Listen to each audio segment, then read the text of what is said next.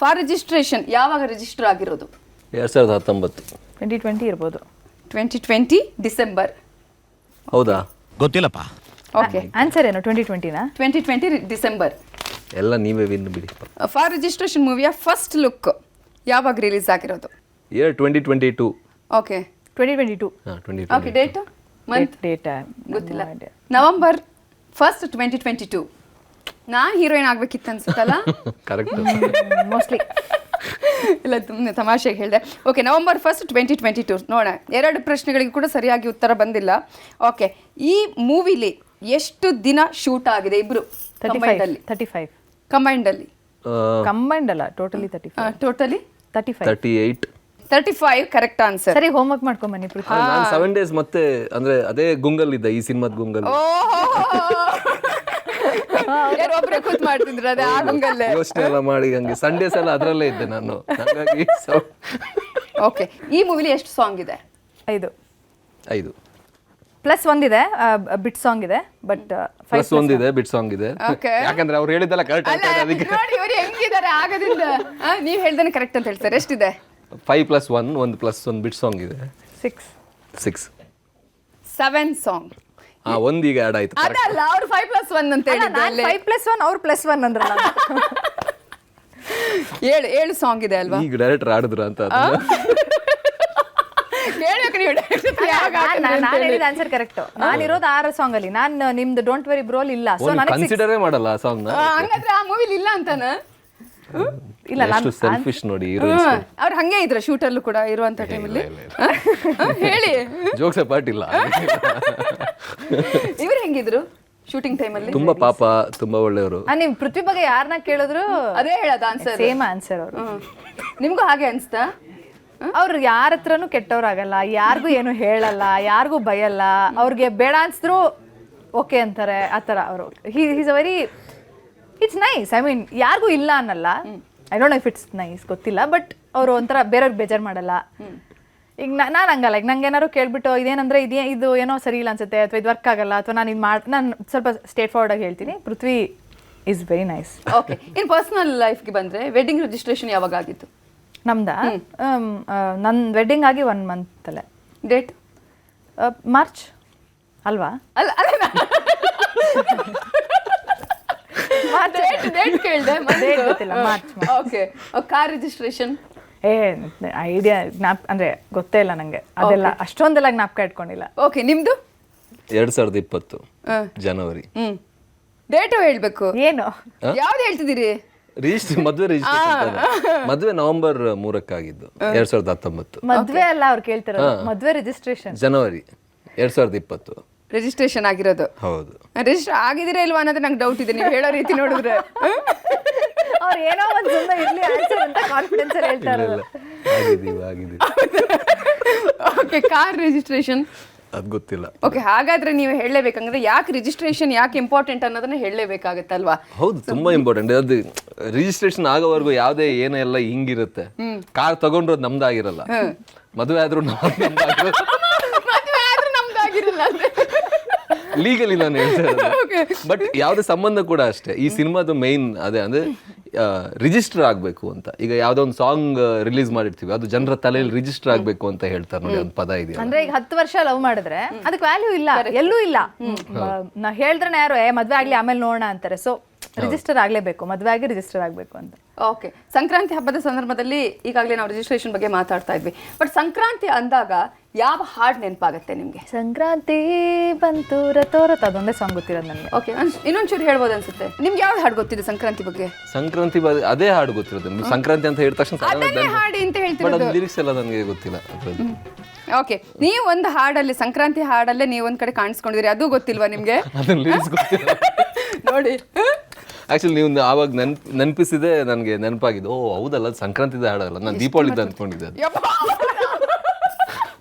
ನಾನೇ ಪರವಾಗಿಲ್ಲ. ಯಾವ ಹಾಡು ನೆನಪಿಲ್ವಾ? ಅಲ್ಲ, ಹಾಡು ನೆನಪಿದೆ, ಬಟ್ ಸಂಕ್ರಾಂತಿ ಬಂತು ರಥೋ ರಥೋ ಅದು ಗೊತ್ತಿದೆ. ಅದು ಸಂಕ್ರಾಂತಿ ಬಂತು ಸುಗ್ಗಿ ತಂತು. ಇಲ್ಲ, ಎಲ್ಲ ಹಾಡುಗಳು ಗೊತ್ತು, ಬಟ್ ಅದ್ರ ಲಿರಿಕ್ಸ್ ಗೊತ್ತಿಲ್ಲ. ಒಂದು ಹಾಡು ಹೇಳಿ, ನಿಮ್ಮ ಫೇವ್ರೆಟ್ ಸಾಂಗ್ ಹೇಳಿ. ಕವಿತೆ ಕವಿತೆ ನೀನೇಕೆ ಪದಗಳಲ್ಲಿ ಕುಳಿತೆ ಕವಿತೆ ಕವಿತೆ ನೀನೇಕೆ ರಾಗದಲ್ಲಿ ಬೆರೆತೆ ನನ್ನೆದೆಯ ಗೂಡಲ್ಲಿ ಕವಿತೆಗಳ ಸಂತೆ ಓ ಬರವೇ ನೀ ತಂದ ಹಾಡಿಗೆ ನಾ ಸೋತೆ. Wow super. ಚೆನ್ನಾಗಿ ಹಾಡಿದ್ರಲ್ಲ. ನೋಡಿ ಎಷ್ಟು ಚೆನ್ನಾಗಿ ಅದು ಒಂದೇ ಹಾಡ್ತಾರೆ ಹಾಡ್ ಹಾಡಲ್ಲ ಅಂತ ಬರೋದು ಹೇಳೋದು. ನಿಮ್ಮ ಫೇವ್ರೆಟ್ ಸಾಂಗ್ ಯಾವುದು? ಒಂದೇ ಒಂದು ಸಾರಿ ಮತ್ತೆ ಪ್ರೀತ್ಸು ಅಂತ. ಆ ಸಾಂಗ್ ತುಂಬ ಚೆನ್ನಾಗಿದೆ. That is one of my favourite songs. ನಿಮಗೆ? ನನಗೆ ಕದ್ದು ಕದ್ದು ಅದೇ ಇನ್ನು ರಿಲೀಸ್ ಆಗಬೇಕಷ್ಟೇ ಆ ಸಾಂಗು. ಚೆನ್ನಾಗಿ ಮೂಡ್ ಬಂದಿದೆ ಆ್ಯಕ್ಚುಲಿ. ಆ್ಯಂಡ್ ವಿಜುವಲಿ ಕೂಡ ತುಂಬ ಚೆನ್ನಾಗಿ ಮಾಡಿದ್ದಾರೆ. ಇಮ್ರಾನ್ ಸರ್ ಕೊರಿಯೋಗ್ರಫಿ ಮಾಡಿರುವಂಥದ್ದು. And it is one of my favourite song of this album. And ಎಲ್ರಿಗೂ ಇಷ್ಟ ಆಗುತ್ತೆ ಅನ್ಕೋತೀನಿ. ವಿಡಿಯೋನೂ ಇಷ್ಟ ಆಗುತ್ತೆ, ಸಾಂಗು ಇಷ್ಟ ವಿಜುವಲಿ ತುಂಬ ಡಿಫ್ರೆಂಟ್ ಆಗಿದೆ. ಓಕೆ. ಮಾತು ಹಾಡು ಹರಟೆ ಎಲ್ಲ ಆಯಿತು, ಆದರೆ ಸುಗ್ಗಿ ಸಂಭ್ರಮದಲ್ಲಿ ಆಟ ಇಲ್ಲದಿದ್ರೆ ಹೇಗೆ? ಸೊ ಈಗ ಒಂದು ಆಟ ಆಡುವಂತಹ ಸಂದರ್ಭ. ಬೆಲೂನ್ ಇದೆ ನನ್ನ ಕೈಯಲ್ಲಿ, ಇವರಿಬ್ಬರ ಕೈಯಲ್ಲೂ ಕೂಡ ಬೆಲೂನ್ ಇದೆ. ಆ ಬೆಲೂನನ್ನು ಊದಿ ಕಟ್ಟಿ ಆ ನಂತರ ಹೊಡಿಬೇಕು. ಯಾರು ತುಂಬ ಜಾಸ್ತಿಯಾಗಿ ಬೆಲೂನನ್ನು ಊದಿ ಹೊಡಿತಾರೋ ಅವರು ವಿನ್ನರ್. ಸೊ ರೆಡಿನಾ ಇಬ್ರು ಕೂಡ? ಬೆಲೂನ್ ಇದೆ ನಿಮ್ಮ ಕೈಯಲ್ಲಿ. ಓಕೆ, 1 ನಿಮಿಷದಲ್ಲಿ ಯಾರು ಹೆಚ್ಚಿನ ಬೆಲೂನನ್ನು ಊದ್ತಾರೋ ಅವರು ವಿನ್ನರ್. ಓಕೆನಾ? ಆಟ ಆಡಿದಿರ ಮೊದಲು ಈ ಥರ ಯಾವುದಾದ್ರು ಬೆಲೂನ್ ಊದಿರೋದೆಲ್ಲ ಇದೆಯಾ? ಓಕೆ, ನೀವು? ಓಕೆ, ಹಾಗಾದ್ರೆ ರೆಡಿ. Okay, 3, 2, 1 start.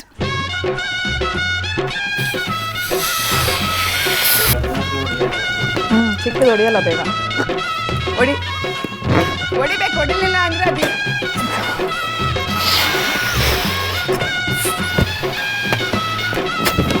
ಆಯಿತು. ಮಿಲನ ಅವ್ರು ವಿನ್.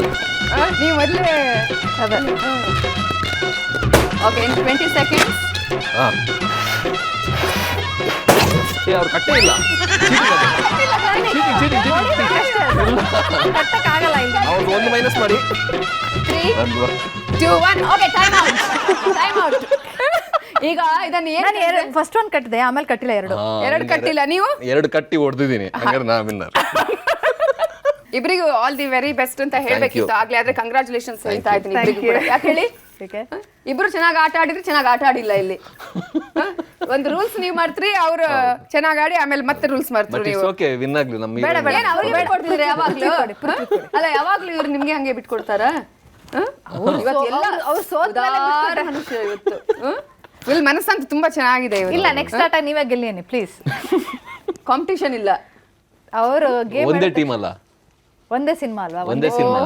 ನೆಕ್ಸ್ಟ್ ಬೇರೆ ಸಿನಿಮಾ ಬಂದಾಗ ಆಗ ಕಾಂಪಿಟಿಷನ್ ಇರುತ್ತೆ. ನೀವು ಪರ್ಸನಲ್ ಲೈಫಲ್ಲಿ ಈಗಾಗಲೇ ಅಚೀವ್ ಮಾಡಿದಿರಿ, ಇನ್ನೊಂದಷ್ಟು ಏನಾದರೂ ಈ ಥರದ ಪಾತ್ರಗಳನ್ನು ಮಾಡಬೇಕು ಅಥವಾ ಇನ್ನೊಂದಷ್ಟು ಅಚೀವ್ ಮಾಡಬೇಕು ಅಂತ ಹೇಳಿದ್ರೆ? ಹೌದು, ತುಂಬಾ ಇದೆ. ನೀವು ಮಾಡಿದ್ದು ಏನೂ ಇಲ್ಲ. ಒಂದಷ್ಟು ಬೇರೆ ಬೇರೆ ಅಂದರೆ ಈಗ ಮಾಡಿರೋ ಪಾತ್ರಗಳಿಂದ ಡಿಫ್ರೆಂಟ್ ರೋಲ್ಸ್ಗಳು ಮಾಡಬೇಕು ಅಂತ ಆಸೆ. ಆ್ಯಂಡ್ ನಾನು ತುಂಬ ವಾರ್ ಫಿಲ್ಮ್ಸ್ ನೋಡ್ತೀನಿ. ಒಂದಾದರೂ ವಾರ್ ಫಿಲ್ಮ್ ಮಾಡಬೇಕು ಅನ್ನೋದು ಆಸೆ ಲೈಫಲ್ಲಿ. ವಾರ್ ಫಿಲ್ಮ್ ಮಾಡಬೇಕು ಅಂತ ಹೇಳಿ. ಹೌದು. ನಿಮಗೆ ಆ ಥರ ಎಲ್ಲ ಏನು ಆಸೆ ಇಲ್ಲ ನನಗೆ. ವೆರೈಟಿ ಪಾತ್ರಗಳಷ್ಟೇ, ಡಿಫ್ರೆಂಟ್ ರೋಲ್ಸ್. ದಿಯಾ ಮತ್ತು ಲವ್ ಮಾಕ್ಟೇಲ್ ಸೇಮ್ ಟೈಮ್ ಅಲ್ವಾ ರಿಲೀಸ್ ಆಗಿರೋದು? ಸೊ ಆಗ ನಿಮ್ಮಿಬ್ಬರಿಗೂ ಅಂದ್ರೆ ಪರಿಚಯ ಇತ್ತಾ? ಅವಾಗ ಇರಲಿಲ್ಲ. ಇಬ್ರು ಆ ಮೂವಿನ ನೋಡಿದ್ರಾ ನೀವು? ದಿಯಾ ಮೂವಿ, ನೀವು ಲವ್ ಮಾಕ್ಟೇಲ್ ನೋಡಿದ್ರ ಅವಾಗ? ಆಬ್ವಿಯಸ್ಲಿ. ಲಾಕ್ಡೌನ್ ಟೈಮಲ್ಲಿ ಎಲ್ಲರೂ ನೋಡಿದ್ರು ಅನ್ಸುತ್ತೆ 2 ಸಿನಿಮಾಗಳನ್ನ. I think. ನಿಮ್ಗೆ ಏನಿಸ್ತು ದಿಯಾ ಮೂವಿ ನೋಡಿ? ಇಷ್ಟ ಆಯ್ತು ನಂಗೆ. ಅವ್ರ ಪಾತ್ರ ತುಂಬಾ ಇಷ್ಟ ಆಯ್ತು ನನಗೆ. ಸ್ವಲ್ಪ ಲೈವ್ಲಿ ಕ್ಯಾರೆಕ್ಟರ್ಸ್ ತುಂಬಾ ಇಷ್ಟ ಆಗುತ್ತೆ. ಸೊ ಸಿನಿಮಾದಲ್ಲಿ ಹಿ ಹ್ಯಾಡ್ ದಟ್, ಅಂದ್ರೆ ಲೈವ್ಲಿ ಕ್ಯಾರೆಕ್ಟರ್ ಅಲ್ವಾ, ತುಂಬಾ ಇಷ್ಟ ಆಯ್ತು ನಂಗೆ. ನಿಮ್ಗೆ? ನನಗೆ ಅದೇ ನೀವು ಈಗಲೇ ಹೇಳಿದ್ರಲ್ಲ, ಹಾಗಾಗಿ ಅವಾಗಿಂದನೇ. ಇಲ್ಲ ಅಂದ್ರೆ ಆ ಟೈಮಲ್ಲಿ ಒಂದು ಮೀಮ್ ಕೂಡ ತುಂಬಾ ಓಡಾಡ್ತಾ ಇತ್ತು. ಅಂದ್ರೆ ಲವ್ ಮಾಕ್ಟೇಲ್ ಅಲ್ಲಿ ಅವರು ಸಾಯ್ತಾರೆ, ದಿಯಾದಲ್ಲಿ ನನ್ನ ಟ್ರೈನ್ ಕರ್ಕೊಂಡು ಹೋಗುತ್ತೆ. ಹಂಗೆ 2 ಪಾತ್ರಗಳು ಸ್ವರ್ಗದಲ್ಲಿ ಒಂದಾಗಿ ಓಡಾಡ್ತಾ ಇತ್ತು. ಆ್ಯಂಡ್ ಆಬ್ವಿಯಸ್ಲಿ ಅದನ್ನ ನಮ್ಮ ಡೈರೆಕ್ಟರ್ ಸ್ವಲ್ಪ ಸೀರಿಯಸ್ ಆಗಿ ತಗೊಂಡ್ರ. ಅದಕ್ಕೆ ಇಬ್ಬರನ್ನ ಕೂಡ ಹೀರೋ ಹೀರೋಯಿನ್ ಆಗಿ ಮಾಡಿದ್ರು ಅಂತ. ಆ್ಯಂಡ್ ಕಂಪ್ಲೀಟ್ ಸಿನಿಮಾ ನನಗೆ ಬಹಳ ಇಷ್ಟ ಆಗಿರುವಂಥ ಸಿನಿಮಾ. ಆ್ಯಂಡ್ ಅದರಲ್ಲಿ ಇವ್ರ ಪಾತ್ರ ಆಗಿರಲಿ, ಕೃಷ್ಣ ಸರ್ ಪಾತ್ರ ಆಗಿರಲಿ, ಸ್ಟ್ಯಾಂಡ್ ಔಟ್ ಆಗುತ್ತೆ. ಆ್ಯಂಡ್ ತುಂಬ ಕನೆಕ್ಟ್ ಆಗುತ್ತೆ ಆಡಿಯನ್ಸ್ಗೆ. ಮೇಯ್ನಾಗಿ ಅದು ಹಿಟ್ ಆಗಿರೋಕ್ಕೆ ರೀಸನ್ನೇ ಅದು. ಅಂದರೆ ನಮ್ಮ ಚೈಲ್ಡ್ಹುಡ್ನ ಅಥವಾ ನಮ್ಮ ಟೀನೇಜ್ನ ನೋಡ್ದಂಗೂ ಅನಿಸ್ತು, ನಮ್ಮ ಈಗಿನ ಲೈಫ್ನೂ ನೋಡ್ದಂಗೂ ಅನಿಸ್ತು ಆ ಸಿನಿಮಾ ನೋಡಿದಾಗ. ಸೊ ಹಾಗಾಗಿ ತುಂಬ ಇಷ್ಟ ಆಗಿರೋ ಒಂದು ಸಿನಿಮಾ. ಓಕೆ, ಸಿನಿಮಾ ಇಷ್ಟ ಆಯಿತು. ಫೇವ್ರೆಟ್ ಫುಡ್ ಯಾವ್ದು ನಿಮಗೆ? ಫೇವ್ರೆಟ್ ಫುಡ್ ಅದೇ ವೆಜ್. ಆಗ್ಲೇ ಹೇಳ್ದಂಗೆ ಸಂಕ್ರಾಂತಿ, ಹಾಗಾಗಿ ನಾನು ಹೇಳಲ್ಲ ನಾನ್ ವೆಜ್ ಅಂತ ಹೇಳ್ತೀರಿ. ತರಕಾರಿ ಎಲ್ಲ ತಿನ್ನೋದೇ ಇಲ್ವಾ ನೀವು? ವೆಜ್ ಅಲ್ಲಿ ಬಿಸಿಬೇಳೆ ಬಾತ್ ನನಗೆ ಬಹಳ ಇಷ್ಟ. ಓಕೆ, ಎಲ್ಲ ಇರುತ್ತೆ ಅದರಲ್ಲಿ. ಅಕ್ಕಿ ಇರುತ್ತೆ, ಬೇಳೆ ಇರುತ್ತೆ, ಎಲ್ಲ ಮಿಕ್ಸ್ ಇರುತ್ತೆ. ಆ್ಯಂಡ್ ಮನೆಯಲ್ಲೂ ನಾನು ಏನು ಮಾಡಬೇಕು ಅಂತ ನನ್ನ ವೈಫ್ ಅವರು ವೆಜ್ ಹಾಗೆ ಸ್ಪೆಷಲ್ ಏನಂತ ಕೇಳಿದಾಗ ಫಸ್ಟ್ ನನ್ನ ಬಾಯಲ್ಲಿ ಬರೋದು ಅದೇ ಬಿಸಿಬೇಳೆ ಬಾತ್ ಮಾಡುವಂತ ಅಷ್ಟೇ, ಅದೇ ಇಷ್ಟ. ಓಕೆ, ನಿಮಗೆ? ನಂಗೆ ಎಲ್ಲ ಇಷ್ಟಪಡ್ತೀನಿ. ಅಂದರೆ ಏನು ಮಾಡಿದ್ರು ನಾನೇನಾದ್ರು ಕುಕ್ ಮಾಡಿದ್ರೆ ಅದನ್ನ ಮಾಡ್ತೀರಾ ನೀವು? ಹಾಂ, ಮಾಡ್ತೀನಿ. ಓಕೆ, ನಾನ್ ವೆಜ್ ವೆಜ್ಜಾ ಎರಡು ಮಾಡ್ತೀರಾ? ಎರಡು ಮಾಡ್ತೀನಿ. ಬಟ್ ಕಂಪ್ಲೀಟ್ ಕುಕ್ಕಿಂಗ್ ಒಂಥರ ಇವಾಗ ರೇರು ಕುಕ್ ಇದ್ದಾರೆ. ಬಟ್ ನಾನು ಮಾಡ್ತೀನಿ. ಅಂದರೆ ನಾನು ಮಾಡಿದಾಗ ಅದಕ್ಕೆ ತುಂಬ ಎಫರ್ಟ್ ಹಾಕಿ ಅದು ಚೆನ್ನಾಗಿ ಆಗಲೇಬೇಕು ಅಂತ ಒಂಥರ ಕಾನ್ಸಂಟ್ರೇಟ್ ಮಾಡಿ ಟೈಮ್ ಕೊಟ್ಟು ಮಾಡ್ತೀನಿ. But I like cooking. ಕೃಷ್ಣಂಗೆ ಅವರಿಗೆ ಯಾವ್ದು ಫೇವ್ರೆಟ್ ಫುಡ್? ಅದು ಅವ್ರನ್ನ ಕೇಳಿದ್ರೆ ನಾನೆಲ್ಲ ಚೆನ್ನಾಗಿ ಮಾಡ್ತೀನಿ ಅಂತ ಹೇಳ್ತಾರೆ ಅವರು. ಇದನ್ನ ಮಾಡು ಅಂತ ಯಾವ್ದಾದ್ರು ಹೇಳಿದಿಲ್ಲ? ಪೃಥ್ವಿ ಅವ್ರು ಹೇಳ್ದಂಗೆ ಸಂಕ್ರಾಂತಿ ಬೇಡ ಬಿಡಿ. But of course Krishna also likes bisibele bath. Millets ಅಲ್ಲಿ ಮಾಡೋ ಬಿಸಿಬೇಳೆ ಬಾತ್ ತುಂಬಾ ಇಷ್ಟ. ಅದೇ is not a sweet person ಅಲ್ಲ, ಖಾರ ಏನಾದ್ರು